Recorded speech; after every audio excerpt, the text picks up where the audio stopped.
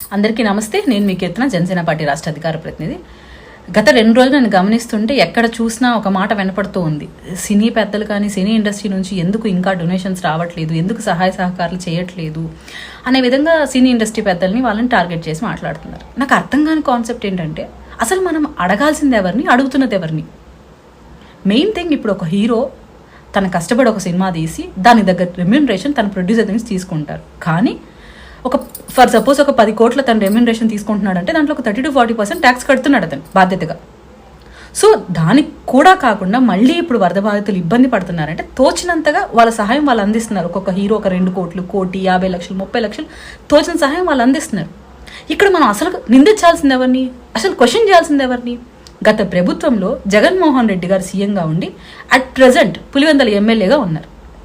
ఈయన పులివెందుల ఎమ్మెల్యేగా ఉన్న జగన్మోహన్ రెడ్డి గారు గతంలో సాక్షి పేపర్కి పరోక్షంగా ప్రతి నెల ఒక వాలంటీర్ దగ్గర నుంచి 200 రూపీస్ కట్ చేయించాడు.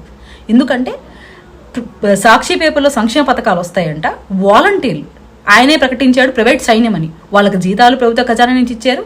అలాగే వాళ్ళు అవగాహన చేసుకోవాలంటే సంక్షేమ పథకాలు, అందుకని సాక్షి పేపర్ చదవడం కోసం 200 రూపాయలు పర్ హెడ్ ఇచ్చారు. వేరే ఏ పేపర్లలో సాక్షి అంటే పథకాలు ఉండవా? ఓన్లీ సాక్షి పేపర్లో ఉంటుందా? తన పత్రికని ఆర్థికంగా బలపరుచుకోవడం కోసం ప్రభుత్వ ఖజానా నుంచి డబ్బులు ఇచ్చాడు, కొన్ని 100 కోట్లు. సో ఈరోజు మన ఏపీలో కష్టం వచ్చినప్పుడు జగన్మోహన్ రెడ్డి గారు ఇచ్చిన డబ్బు ఎంత అండి? 1 కోటి రూపాయలు. అది కూడా ఇంకా ఇవ్వలేదు. తను మాట్లాడుకొని తన కార్యవర్గంతో ఎలా ఇవ్వాలో ప్రకటిస్తానన్నాడు. సో మీరు క్వశ్చన్ చేయాల్సింది ఎవరిని? జగన్మోహన్ రెడ్డి గారిని. ఏనాయనా పరోక్షంగా నీ సాక్షి పేపర్కి ప్రజా ఖజానా నుంచి డబ్బులు ఖర్చు పెట్టించుకున్నావు, ఈ రోజు నువ్వు ప్రభుత్వం కానీ ప్రజలు కానీ ఇబ్బందుల్లో ఉంటే నీకు 1 కోటి రూపాయలు ఇవ్వడానికి మనసు ఎలా వచ్చింది? ఇదే మీరు క్వశ్చన్ చేయాల్సింది. ఈరోజు ఒక డిప్యూటీ సీఎంగా పవన్ కళ్యాణ్ గారు ఉంటూ 6 కోట్ల రూపాయలు ఆయన ఇచ్చారు, అక్షరాల 6 కోట్ల రూపాయలు. సో ఒక డిప్యూటీ సీఎంకు ఉన్న రెస్పాన్సిబిలిటీ కూడా మాజీ సీఎంకి లేదా? జగన్మోహన్ రెడ్డి గారు దోచుకుంది ప్రజా ఖజానా నుంచి సాక్షి పేపర్కి, ఈరోజు సాక్షి పేపర్ నుంచి ఆయన ఎంత ఇస్తున్నారు? ఇలా ఆలోచించండి.